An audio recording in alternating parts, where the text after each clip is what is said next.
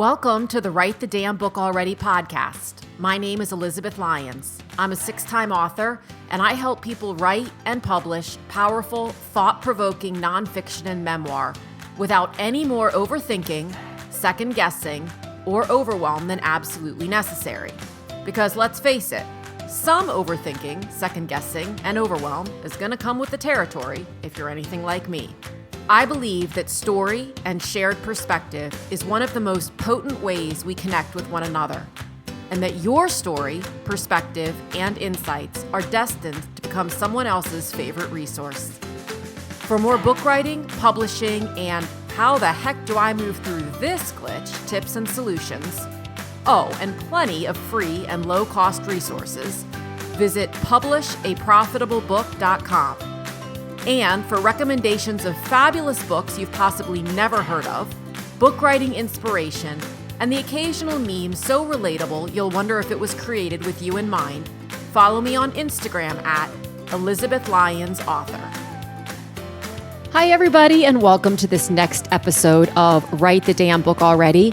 Listen, if you have not already heard about it, and no, I'm not going to talk about Threads, although it is kind of fun over there right now. We have an upcoming workshop called Social Media for Authors and Writers.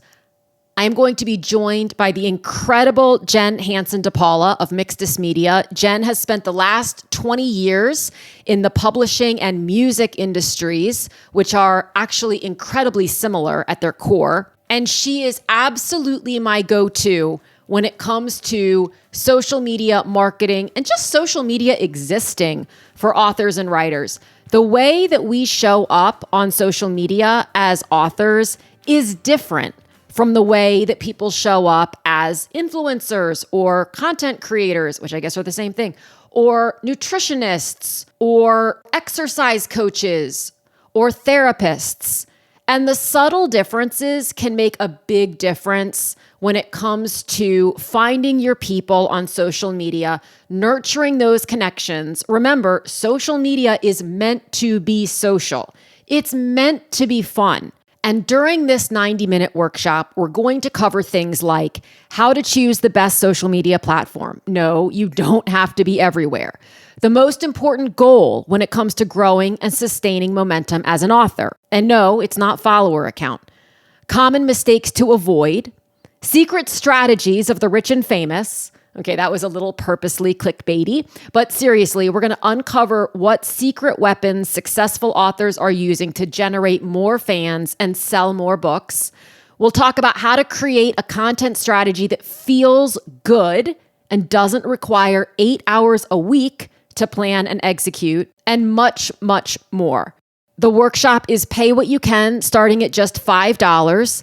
The link to join, and you do need to get registered in order to join because that's the only way I can send you the link to join the actual workshop. The link to get registered is below in the show notes, or it's in my Instagram bio. And my Instagram handle is at Elizabeth Lyons Author. We would absolutely love to have you. The workshop is going to be on July 20th at 12:30 p.m. Central Standard Time.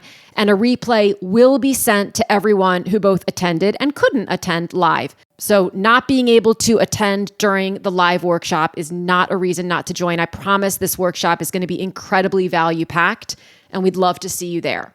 The topic for today, this is another solo episode, is the book writing labyrinth. So often when we sit down to write books, we are forcing content.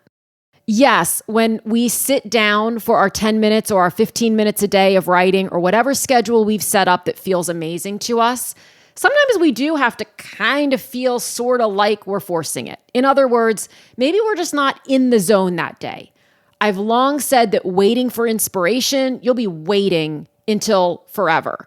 The two top things that people say that they're joining the Write the Damn Book Already Facebook group for are motivation/inspiration and accountability.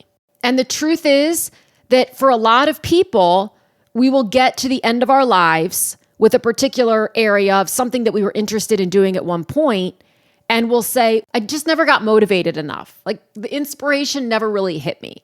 And the truth of the matter is that maybe we really didn't want to do that thing as much as we said we did, or maybe we were shooting ourselves into it in the first place, or maybe we were waiting for something that's very much an illusion.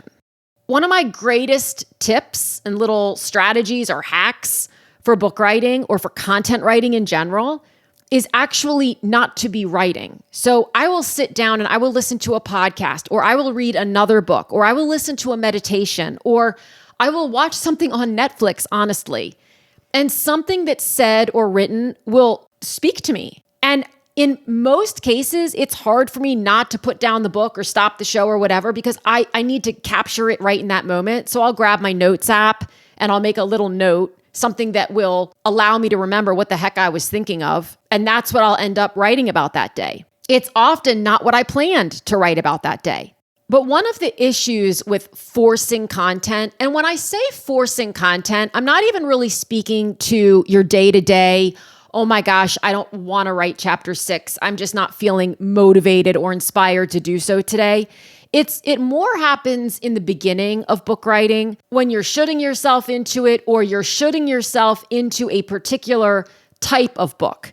Maybe you're thinking that the book should be super prescriptive, when in reality, what would feel really good to you is to write a funny memoir. Or maybe you're shooting yourself into thinking that it should be the top 10 ways to fill in the blank, which is also prescriptive.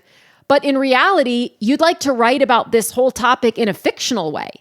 Instead of writing about your own divorce, you want to write about, because that feels heavy or scary, you want to write a novel about a character who's getting divorced. In this way, when we're forcing a particular genre, it messes with the divine order of things. It's like when you're in a labyrinth. A couple of months ago, I was writing in my journal, and it was good. What I was writing was good. And the minute I started thinking, this is good, I'm going to share this, I started coming from the perspective of writing for people, and it went to crap immediately. When you are in a labyrinth, an actual labyrinth, you work your way to the center. The walls are up, so you can't see the center from the outside. You don't know where it is. You don't know how big the labyrinth is. You don't know how many twists and turns you're going to have to make. You don't know how long it's going to take. And when you're in the labyrinth, you're often able to be curious about the journey, not focused on when you'll get to the center. When you're writing a book, like an actual labyrinth, you'll know when you're at the center. You'll know when you've hit upon, oh, this is how I want to write this book. And joyfully, having that knowing allows those 10 minutes and 15 minutes of sitting down each day and writing content to feel far less forced. Another way you can think of it is like a cake. If you have all of the ingredients to make a cake, so in other words, your outline says that there's no dairy, no chocolate, no gluten, but all of the ingredients that you have on hand have those things, and then you tell yourself that you can't make the cake because the two things don't go together. So you want to write memoir, but the only air quote ingredients that you have are prescriptive. Everyone else telling you this is how you have to do it. This is how you should do it. This is the only way that works. This is the only way that an agent will buy in. This is the only way that a publishing house will buy in. This is the only way that people will buy in. But all of the ingredients you have are more memoir based or fiction based, or I want to do it this way based, whatever that is. Those two things don't go together. So what it becomes about is loosening up your thinking and thinking more about, in the cake analogy, do you want to go to the store and get the ingredients that are in the actual recipe? Or do you want to work with what you have? And making that decision is critical. I've worked with authors who have gotten 20, 25,000 words in and feel stuck as all get out. And we can't get them unstuck. Like it's trudging through concrete for months and months and months. And the rationale for why they won't, metaphorically, go to the store and get the ingredients they need is, it's time. I don't want to take the time to do that. That feels like starting over. Meanwhile, were they to just go to the store and get the ingredients they needed, they would have the cake baked by dinner time. It's similar to the idea of slowing down in order to speed up. We have to stop looking at it like, but I already did all this work. Now I have to start over. No, you're just not as far into the labyrinth as you thought you were. So you keep walking with a sense of curiosity about, gosh, I wonder when I'm going to hit the middle of this thing. And it might be 5 minutes later and it might be 5 hours later. But when you hit it, you'll know, because you will feel an immediate kind of zing in your body, like that's it. And it's not a zing that you get when someone else tells you, you have to do this. It's a totally different level of excitement. And if you've ever experienced that in any area of your life, and I'm confident that you have, you know exactly what I'm talking about. It's the moment that you alone feel so excited about something, and then you go, well, can that work? Can I do that? And from that moment on, one of two things happens. It's either dissipating, you come up with more and more reasons why it won't work, or it's sustaining, because you come up with all the reasons why it could work, and you take it a step at a time. You go to the store and you get the right ingredients. Or I guess you stay home and you bake a dairy-full, glutinous cake, and then you feel sick for 3 weeks, if you're anything like me. So if you are 20,000 words in, or any number of words in, and you're feeling like this doesn't feel right, pay attention to it and realize that you may just need a day or two. You might just be having a moment. That's completely fine and normal. It happens all the time. Or in the effort of writing those first 10, 15, 20,000 words, you were merely sojourning into the labyrinth. And you're just getting closer and closer and closer to the center. And when you get to that center, the rest of it will flow so much more easily. It won't be easy every day. You'll still have to journey to the center of the labyrinth on a couple of different topics and in a couple of different areas, no doubt. But you will feel aligned. You will not even be able to let 5 and 6 months go by without feeling a single hint of inspiration. Because sometimes I'm waiting for inspiration is code for I'm forcing this thing to be what I think it should be, or to be what someone else has told me it should be. But it's not what I inherently want it to be. And it's not what it inherently wants to be. Just something to consider. I hope it's a bit helpful. I would love to hear from you if it was or if it wasn't.